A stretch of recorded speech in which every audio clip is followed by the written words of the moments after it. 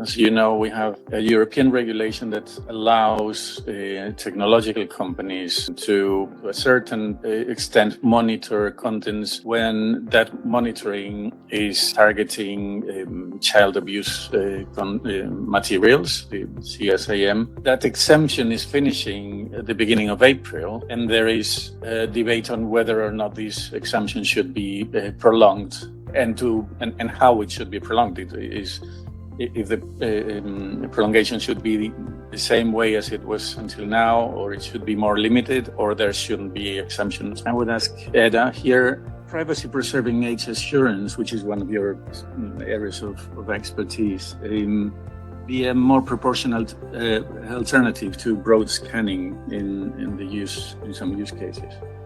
Yes, so thank you for the question. And I have to start off with a perhaps strong opinion, but I'm confident that I'm also backed by the DPB opinions, the EU Council opinions on the chat control proposal. I believe that the broad scanning of communication cannot be deemed proportionate when look at in comparison or assessing the right to privacy and the right to private communication and the right to data protection.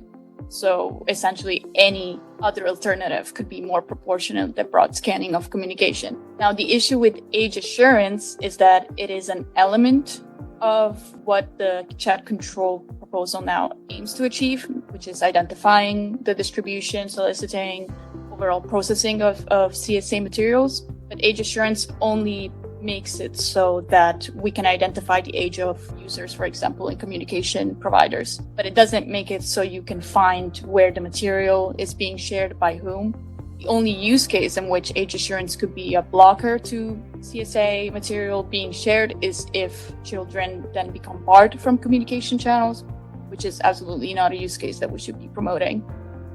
That being said, within the regulation, there should be a focus on privacy-preserving age assurance, because the methodologies for age assurance that exist now and that are sort of deployment-ready are oftentimes a trade-off between accuracy and the privacy. So the most accurate, for example, is looking at a state-issued ID, but oftentimes that is not necessarily determined to be privacy-preserving. There are also AI-powered ways to assure age, such as guessing the age of individuals based on language analysis, video and image analysis, which are both ineffective and not exactly privacy friendly. So focusing on requirement of privacy preserving age assurance should be part of chat control, but it cannot really be an alternative, unfortunately. As much as I would like it to be, there has to be something else. At the same time, as Christian said, I do not necessarily agree that the broad scanning is the only solution.